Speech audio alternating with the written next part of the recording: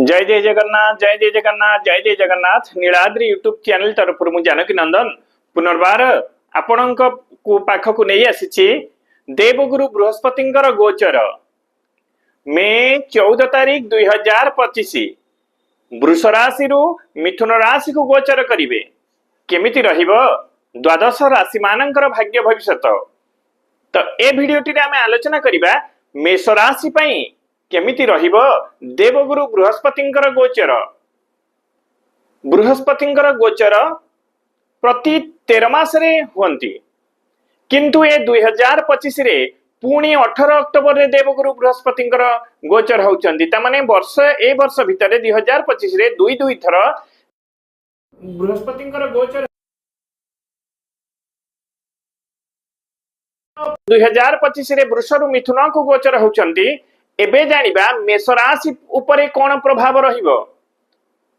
एमिति तो आपणकर शनिकर 7.5 चलीचंती किंतु बृहस्पतिंकर वृष रु मिथुन राशि को गोचर आपणक पई किछि मात्रा रे आश्वस्ति लाभ करिवे अर्थात मानसिक शांति टिके अनुभव करिवे। आपणकर तृतीय घरे गोचर करिवे अर्थात आपणकर तृतीय बृहस्पति शास्त्र कहती तृतीय गोचरे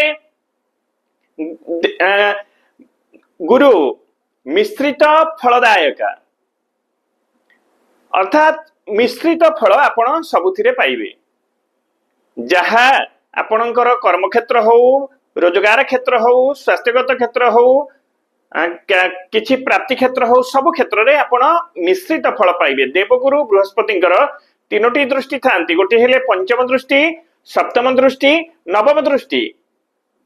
तो जदि आमे पंचम दृष्टि कथा देखिबा पंचम दृष्टि आपणकर सप्तम घरे रहुची सप्तम घरे रिलेशन घर संपर्कर घर तेणु आपणकर बृहस्पतिंकर गोचर प्रभाव रे आपणकर रिलेशन नूतन रिलेशन सृष्टि हेबो लव रिलेशन सृष्टि हेबो जहा सहित मनमालिन होईची पुणी पुनर्बार आपणकर मनांतर मतांतर रु आपण बाहरी आसीबे एकजुट हेबे एवं सुसंपर्क सृष्टि हेबो अधिक भल पाइबा बढ़िबो एवं जेउ माने अविवाहित युवक युवती माने अछंती सेमानंकर विवाह संपन्न हेबार सूचना प्राप्त हेउची एवं जेउ माने संतान प्राप्ति पई मेष राशि चाहुचंती सेमानंक पई ए मेरु बृहस्पतिंकर गोचर फल रे सेमानंक पई संतान प्राप्तिर सुयोग रहुची।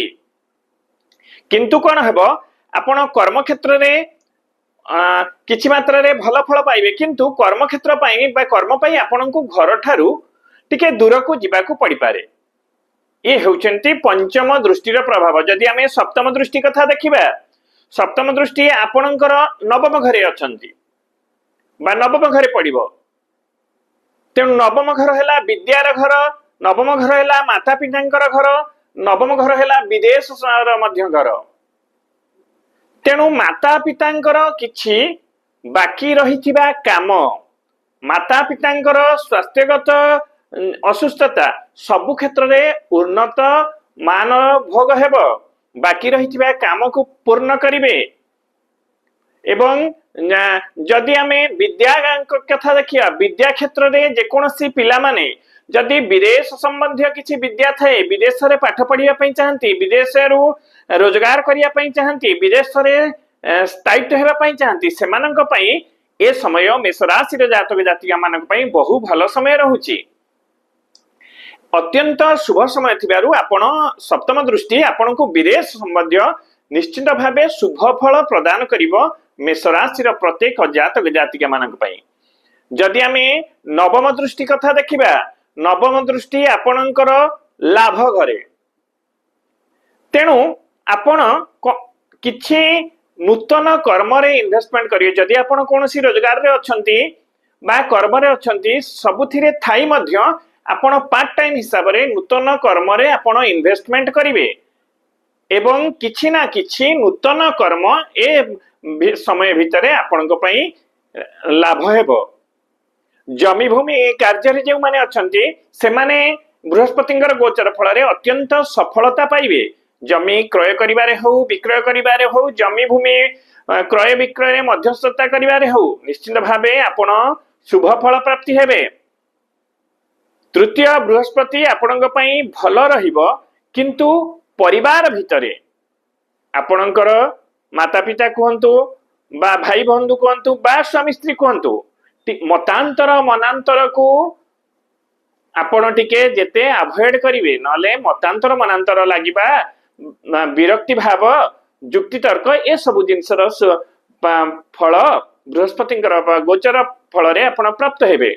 पुणी जेतेबेले 18 अक्टोबर रे देवगुरु बृहस्पति मिथुन रु कर्कट को आसी जिवे आपणक पई 19 अक्टोबर थारु चतुर्थ बृहस्पति है सेतबेले आपण सब क्षेत्र रे अधिक रु अधिक लाभवान हेबे। तेणु वर्तमान पई जदि मे 14 रु अक्टोबर 17 पर्यंत तृतीय बृहस्पति फल रे आपण मध्यम धरणर बा मिश्रित फल मेष राशि पई प्राप्त हेबो। तो ए थिला देवगुरु बृहस्पति गोचर रे मेष राशि केमिति अतिबाहित हेबो। प्रभु जगन्नाथ आपणकर सर्व मंगल विधान करंतु। जय जय जगन्नाथ जय जय जगन्नाथ जय जय जगन्नाथ।